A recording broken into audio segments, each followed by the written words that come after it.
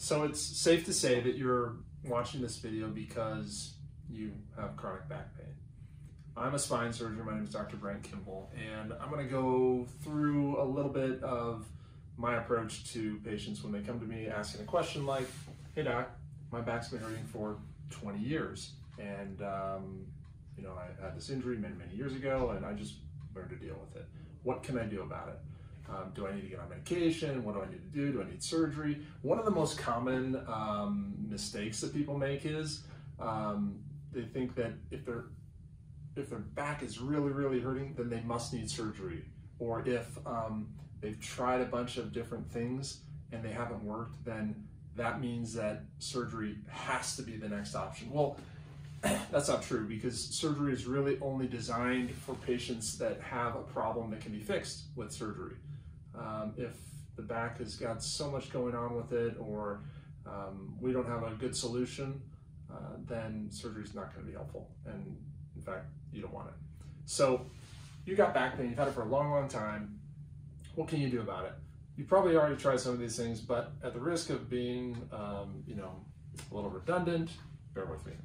If you haven't spent some time working on your personal fitness and staying trim, that's literally the first place to start, always. If I tell this to my patients all the time, if I handed you a 10-pound weight and said, come back to me 2 weeks from now, you would come back and you'd probably throw that weight like at my face and you'd be like, doc, take this, I'm so mad at you, my back's killing me, right? So if you get rid of that 10 pounds, 15 pounds, 20 pounds, 30 pounds, whatever it is, your back is going to have less stress. It's going to have less to carry around, and it's going to be happier, okay? That weight may be coming from here, it may come from somewhere else, but whatever it is, your back is going to love you for it. So weight loss is literally number one. What comes along with weight loss is you can strengthen the core muscles, the ones in the back and the front of the spine.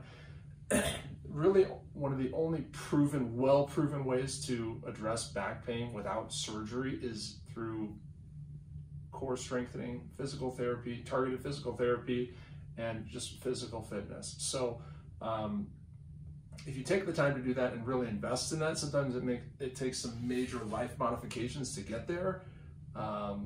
You can have a totally different life, totally different active lifestyle than you have right now. And you may be limited by chronic back pain.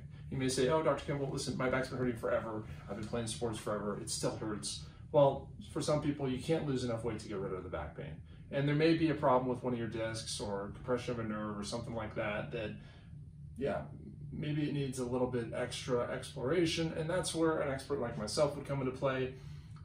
We'd want to get some images of your back. We'd want to, maybe x-rays, MRI scans.